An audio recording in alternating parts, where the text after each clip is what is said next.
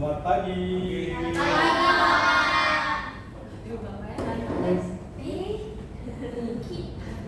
Mulai. Bapak apa kabar? Alhamdulillah baik. Istri Bapak mulainya apa kabar? Alhamdulillah berjalan lancar. Oke, sebelum kita memulai pembelajaran, kami kita berdoa. Tolong ketua kelas disiapkan. Siapa ketua kelasnya? Berarti area. Berarti area Pak. Oke, sebelum mulai pelajaran pada pagi hari ini, alangkah baiknya kita berdoa terlebih dahulu. Berdoa selesai, memberi salam. Assalamualaikum warahmatullahi wabarakatuh. Waalaikumsalam warahmatullahi wabarakatuh. Ya, gimana kabarnya tadi? Baik ya semuanya. Alhamdulillah. Ada yang nggak hadir nggak? Atau sakit atau izin apa? Ada. Yang izin Boleh disebutkan? Clara. Clara, kenapa? Izin. Izin. Chris. Sama Tangan. Indra. Indra. Izin. Di Olimpiade Matematika pada Oke, terus ada lagi? Satu lagi belum. Kabar. Belum ada kabar. Iya. Sebenarnya telat sih Pak. Ya, jadi seperti biasa kalau sama Bapak Ibu kita belajar geografi. Nah, seperti pertemuan sebelumnya kita tuh masih di materi keanekaragaman hayati. Melanjutkan dari yang pertemuan sebelumnya, kita kan apa? Ya, pertemuan sebelumnya apa? Biosfer. Oke, selanjutnya kita membahas mengenai manfaat dari flora dan fauna untuk kesejahteraan. Nah, kalian tahu gak sih kesejahteraan di sini yang dimaksud tuh kayak gimana? Kelangsungan hidupnya Pak kayak aman, tentram, ya, damai. nyaman. Oke, cukup benar, cuman belum sesuai sama jawaban yang Bapak inginkan. Ya. Tapi gak apa-apa buat tambah nilai. Sakira boleh. Oke. Tadi membahas kesejahteraan ya. Kesejahteraan itu kita tuh dalam kelangsungan hidupnya aman, tentram, bersahaja gitu, kayak sandang, papan, pangan, itunya terpenuhi gitu. Nah, apa aja sih kesejahteraan yang bisa kita ambil dari flora dan fauna? Ada yang bisa coba jawab?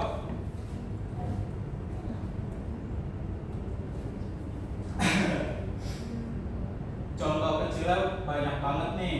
Contohnya nih, Bapak kasih contoh dulu deh. Iya Pak. Dari kita bernafas itu aja kita udah mendapatkan manfaat dari flora, dari tumbuhan. Contohnya, terus secara ekologi. Ekologi itu kan hubungan timbal balik antar makhluk hidup. Jadi secara flora itu kita bisa mendapatkan oksigen.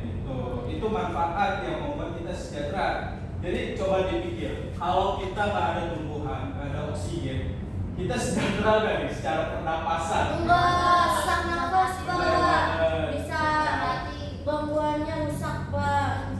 Itu baru dari flora. Kalau dari fauna kita bisa makan, ya kan? Buat pakaian, bangunan juga dari tumbuhan, ya kan? Jadi itu manfaat, contoh kecil dari manfaat yang bisa kita ambil untuk kesejahteraan. Nah, berikutnya Bapak akan menjelaskan melalui PPT. Tolong disimak ya, nanti di akhir ada penugasan. Oke, Pak.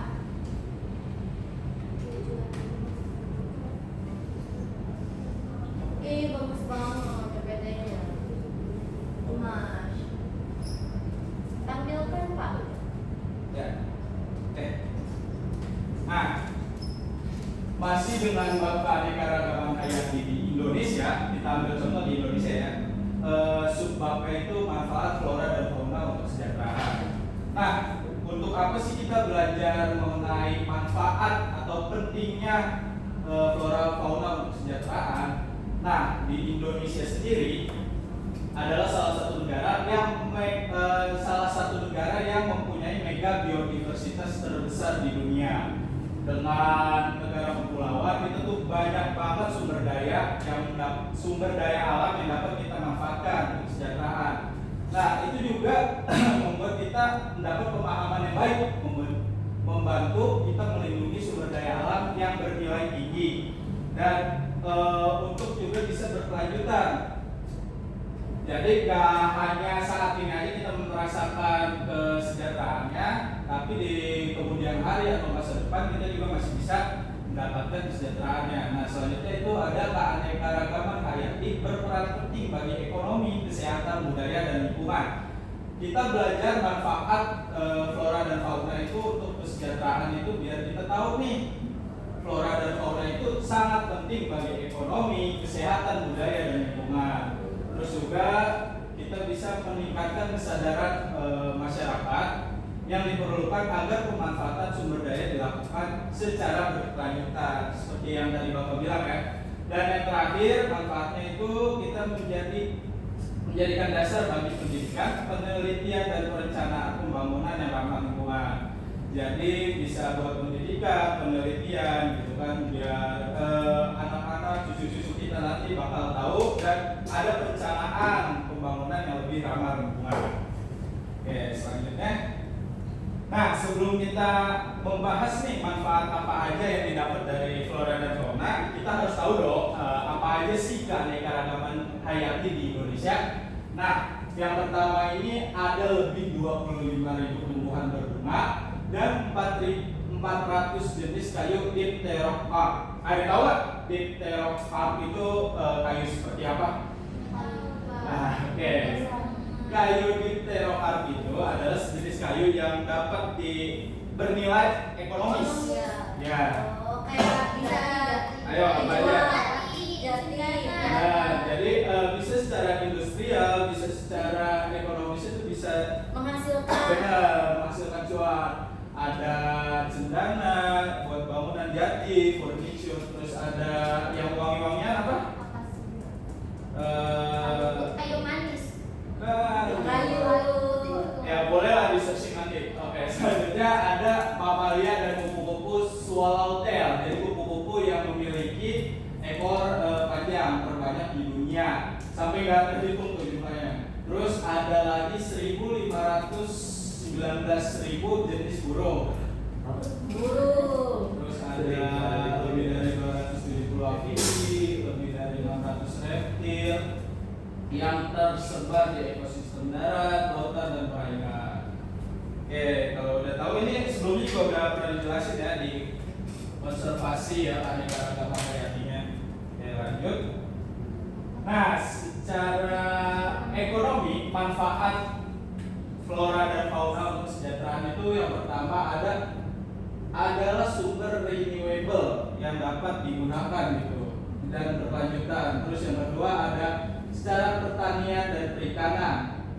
Nah, di Indonesia sendiri pertanian dan perikanan ini adalah sumber yang terbesar bagi Indonesia. Karena yang seperti kita tahu ya, Indonesia itu salah satu negara agraris, penghasil dari sawah-sawah gitu, beras gitu kan, secara pertaniannya. Dan kita juga salah satu negara maritim, perikanannya sangat besar. Bahkan Jepang juga bergantung diri ke kita di bidang perikanan, terutama di tuna atau salmon, tuna. Terus selanjutnya menyumbang lebih dari 32% GDS (Gross Domestic Product) negara berkembang. Ya seperti tadi Bapak bilang, jadi ini tuh faktor utama bagi negara Indonesia untuk menyumbang negara berkembang seperti Jepang. Terus selanjutnya ada pariwisata alam.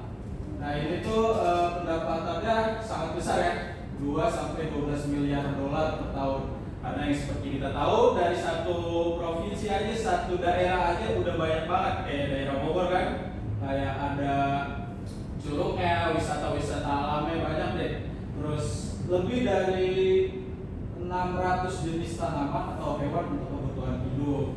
Jadi kayak tanaman bisa tadi seperti Bapak bilang kan, bisa buat industri, bangunan, makanan, hewan juga seperti itu. Oke. Itu untuk manfaat ekonomi. Sampai sini ada yang mau ditanyakan? Cukup jelas ya. Oke, baik, kita lanjut. Secara kesehatan dan sosial. Nah, kesejahteraan yang bisa kita ambil dari flora dan fauna, kesehatan yang pertama itu ada sumber obat tradisional dan modern. Ya, bisa dari kayu putih. Modern juga sudah banyak. Contohnya lebih dari 3.000 antibiotik dari mikroorganisme yang sedang dikembangkan oleh berbagai negara di dunia. Terus ada sikloporid atau transplantasi organ. Nah, ini udah banyak banget digunain nih. Contohnya di negara Korea, Jepang gitu ya, yang udah memanfaatkan flora dan fauna untuk kesehatan. Terus terakhir juga ada vitamin B1 ditemukan dari kulit ari beras. Wow. Banyak ya. Padahal dari kulit aja ya. Oke, selanjutnya ada dari sosial, kesejahteraan yang bisa kita ambil contoh kecilnya tadi dengan bernapas. Dengan bernapas kita bisa sejahtera. Contohnya dari flora itu kan. Jadi kita bisa hidup sejahtera dengan adanya flora dan fauna. Ini contoh sosialnya itu yang pertama, menyediakan lapangan pekerjaan. Dengan kita mengelola flora dan fauna dengan baik, kita akan membuat lapangan pekerjaan kayak produk tekstil, gitu kan, produk makanan dari flora fauna, obat-obatan. Jadi menyediakan lapangan pekerjaan. Terus selanjutnya ada pembentuk budaya dan jati diri masyarakat. Ada yang tahu jamu? Jamu. Obat tradisional. Suka minum setiap pagi. Nah. Udah ketergantungan Awi. Benar banget, itu bukan sekedar obat atau bukan sekedar kayak apa ya, ibaratnya itu udah jadi budaya di Jawa juga. Tapi emang khasiatnya kerasa sih Pak. Benar Kalau misalnya banget. itu kayak emen ya. Iya. Iya. Apalagi Segar ini ya. buyung ubi. Oke. Lanjut yang terakhir, mendukung adaptasi masyarakat terhadap perubahan lingkungan. Itu salah tulis ya Bapak. Jadi dari sosial ini perubahan masyarakat terhadap lingkungan itu ada banyak. Jadi kayak kan dari tahap tradisional ke modern, kayak contohnya tadi kesehatan kan, ada dari jamu pindah ke antibiotik yang lebih berkembang gitu. Oke, selanjutnya ada yang mau ditanya nggak sampai sini? Sudah jelas Pak. Sudah cukup jelas nih. Oke. Selanjutnya dari manfaat ekologis, kesejahteraan apa aja sih yang bisa kita ambil dari ekologis? Yang pertama, pengaturan kualitas udara atau iklim. Nah, yang tadi Bapak udah jelasin ya. Kita dapat oksigen dari tumbuhan yang menyerap CO2 dan mengurangi gas rumah kaca. Dengan flora, dengan tumbuhan yang ada di bumi, kita tuh mencegah efek rumah kaca itu lebih besar. Terus juga vegetasi menyaring polutan dan menjaga mutu udara. Setahu Bapak, di Jakarta itu udah ada tumbuhan yang disebar untuk menjaga polutan lebih teroptimal lah, biar gas rumah kacanya efeknya nggak terlalu besar. Selanjutnya itu ada siklus nutirin atau dan kualitas tanah. Yang pertama itu bisa mengembalikan atau mengurai nutrisi ke tanah. Jadi dengan adanya, kalian tahu nggak organisme apa yang ada di bawah tanah? Cacing. Nah, terus ada apa lagi? Undur-undur. Terus Semut. semut. Nah, itu Ya. semut. Nah, semut air itu salah satu organisme yang sangat penting untuk pertanian. Nah, makanya sangat penting agar tumbuhan selanjutnya itu secara flora ya. Secara flora itu ada tumbuhan yang mencegah erosi dan fauna tanah memperkaya dan mengebut tanah. Jadi saling berkaitan tuh antara flora dan fauna. Oke, karena waktunya sudah habis di jam pelajaran mapel geografi, sebelum Bapak tutup nih, ada yang bisa menjelaskan kesimpulannya tidak? Saya Pak. Oh, boleh Pak Abel. Silakan Abel. Jadi kesimpulannya itu keanekaragaman flora dan fauna Indonesia itu merupakan aset yang sangat penting karena memberikan manfaat yang banyak bagi ekonomi, kesehatan, sosial, serta keseimbangan ekologi, sehingga perlu dipahami dan dikelola secara bijak. Ya, benar banget. Jadi pentingnya itu ya, kita bisa mengelola dengan bijak, menggunakan dengan bijak. Jadi ya seperti itulah biar kita bisa